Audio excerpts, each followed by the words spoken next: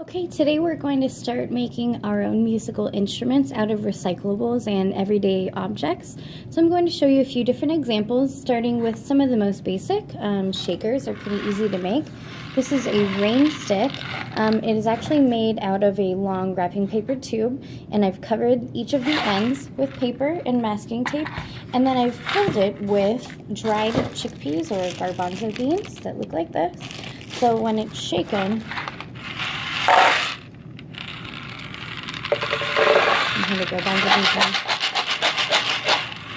okay. What I did to cover the ends of that is I actually traced the end of it, and then I cut slits along the end of it so that they could all fold down along the edge of the circle. And then I put masking tape around the end. I will decorate that by painting it with some designs later. The next instrument I'll show you is another shaker. This is actually a hollowed out cardboard box.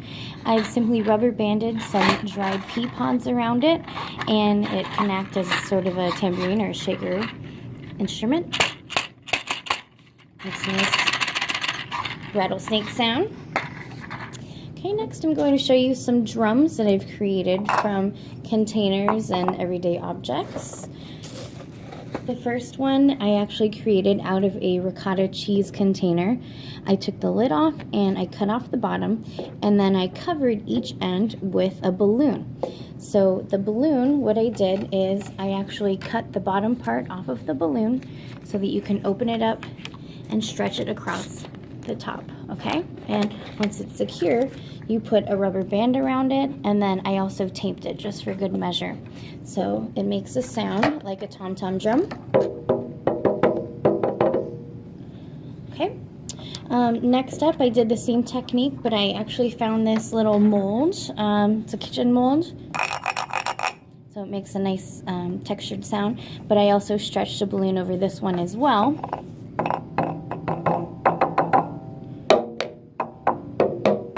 So they make a little bit different sound.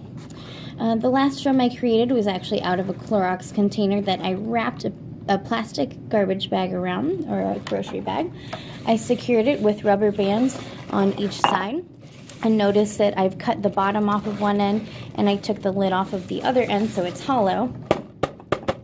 You could use it with your hand or pencil.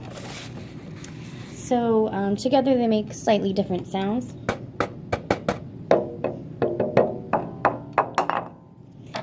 To have a little variety of drum sound.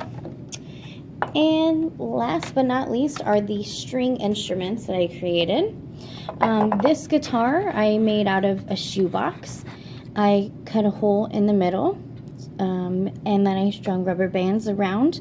I put 5 rubber bands. You could do 3 or however many you choose, but I've actually wrapped it around the entire box.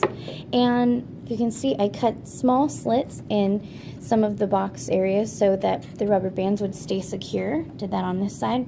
And I also created a bridge simply by folding up a piece of poster board so that I could slide it underneath the strings for a little bit better sound. And for the handle, I actually found an old roll of wallpaper that I wasn't using, so I rolled it up and glued it in as the handle. The strings make different sounds based on what type of rubber bands you use.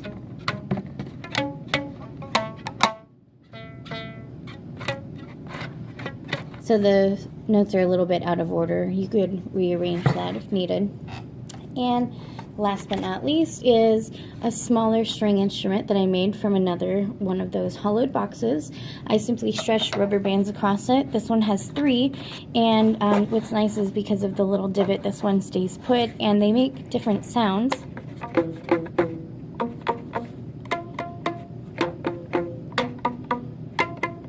I hope you've gotten some ideas from some of these instruments, and take notice that they're made out of everyday items such as pencils, containers, balloons, rubber bands, and boxes.